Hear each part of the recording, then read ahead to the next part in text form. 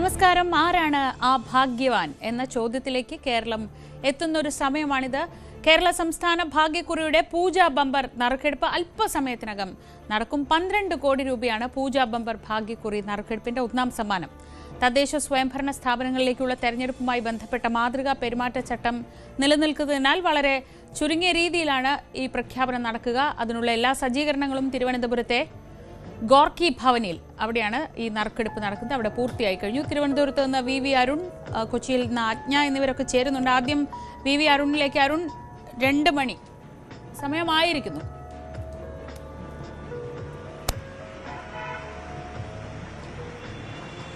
ശ്രീജ, ഇപ്പോൾ നറുക്കെടുപ്പ് ആരംഭിക്കും. 2 മണിക്ക് തന്നെ നറുക്കെടുപ്പ് ആരംഭിക്കാനുള്ള ക്രമീകരണങ്ങളാണ് ലോട്ടറി വകുപ്പ് ഒരുക്കിയിരിക്കുന്നത്. അത് നേരത്തെ ട്രയൽ ഒക്കെ നടന്നിരുന്നു. അല്പസമയത്തകം നറുക്കെടുപ്പ് ആരംഭിക്കും. ഇത്തവണ ഉദ്ഘാടന ചടങ്ങുകളും മറ്റൊന്നും ഉണ്ടാകില്ല. മന്ത്രിമാരുടെ സാന്നിധ്യം, മന്ത്രിമാരും എംഎൽഎമാരും ഒക്കെയുള്ള പ്രമുഖരുടെ സാന്നിധ്യത്തിലാണ് സാധാരണഗതിയിൽ ഈ നറുക്കെടുപ്പിലേക്ക് പോകാറുള്ളത്. പക്ഷേ ഇത്തവണ അതും ഉണ്ടാകില്ല. തെരഞ്ഞെടുപ്പ് മാതൃകാ തെരഞ്ഞെടുപ്പ് പെരുമാറ്റച്ചട്ടം നിലനിൽക്കൊണ്ട് തന്നെ അതും ഉണ്ടാകില്ല. ഏതായാലും അല്പസമയത്തിനകം ഈ നറുക്കെടുപ്പ് ആരംഭിക്കും. 12 കോടിയാണ് ഒന്നാം സമ്മാനം. 12 കോടിയാണ് ഒന്നാം സമ്മാനം ലഭിക്കുന്ന ഭാഗ്യവാനെ കാത്തിരിക്കുന്ന തുക.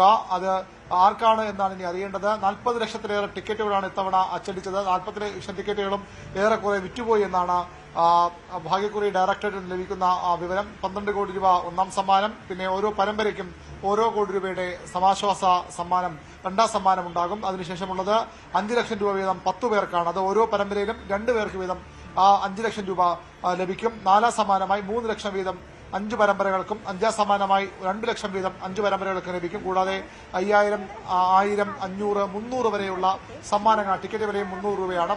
അങ്ങനെ ഇത്രയധികം സമ്മാനം. അരുൺ, ഔദ്യോഗികമായുള്ള നറുക്കെടുപ്പിന്റെ ചടങ്ങുകൾ തുടങ്ങിക്കഴിഞ്ഞു. നമുക്ക് അതിലേക്ക് പോകാം. തത്സമയ ദൃശ്യങ്ങളിലേക്ക്. സംസ്ഥാന സർക്കാർ നിയോഗിച്ചിട്ടുള്ള പ്രത്യേക ടെക്നിക്കൽ കമ്മിറ്റി പരിശോധിച്ച് സുതാര്യത ഉറപ്പുവരുത്തിയതും നറുക്കെടുപ്പ് പരിശോധന സമിതി അംഗങ്ങളുടെയും വകുപ്പ് ഉദ്യോഗസ്ഥരുടെയും മേൽനോട്ടത്തിൽ ഇന്നത്തെ നറുക്കെടുപ്പിന് അനുയോജ്യമാണെന്ന് സാക്ഷ്യപ്പെടുത്തുകയും ചെയ്ത കൺട്രോൾ സ്വിച്ച് ഉപയോഗിച്ച് പ്രവർത്തിപ്പിക്കുന്ന നറുക്കെടുപ്പ് മെഷീനാണ് നാം ഉപയോഗിക്കുന്നത്. 1, 2, 3 സമ്മാനങ്ങൾ നറുക്കെടുക്കുന്നതിന് പരമ്പരയും ലക്ഷം മുതൽ ഒറ്റ വരെയുള്ള അക്കങ്ങളെ പ്രതിനിധാനം ചെയ്യുന്ന വിൻഡോയും മെഷീനിൽ ഉൾക്കൊള്ളിച്ചിരിക്കുന്നു. ലക്ഷത്തിന്റെ സ്ഥാനത്ത് 1 മുതൽ 9 വരെയുള്ള അക്കങ്ങളും മറ്റെല്ലാ സ്ലോട്ടുകളിലും 0 മുതൽ 9 വരെയുള്ള 10 അക്കങ്ങളും ക്രമരഹിതമായാണ് രേഖപ്പെടുത്തിയിരിക്കുന്നത്. കൺട്രോൾ സ്വിച്ച് ഉപയോഗിച്ച് പ്രവർത്തിക്കുമ്പോൾ എല്ലാ വിൻഡോയിലെയും സ്ലോട്ടുകളിലെയും നമ്പറുകളും അക്ഷരങ്ങളും വ്യത്യസ്ത വേഗത്തിൽ കറങ്ങി നിൽക്കുന്നു. ഇപ്രകാരം വിൻഡോയിൽ ലഭിക്കുന്ന നമ്പർ സമ്മാനാർഹമായ നമ്പറായി തിരഞ്ഞെടുക്കപ്പെടുന്നു.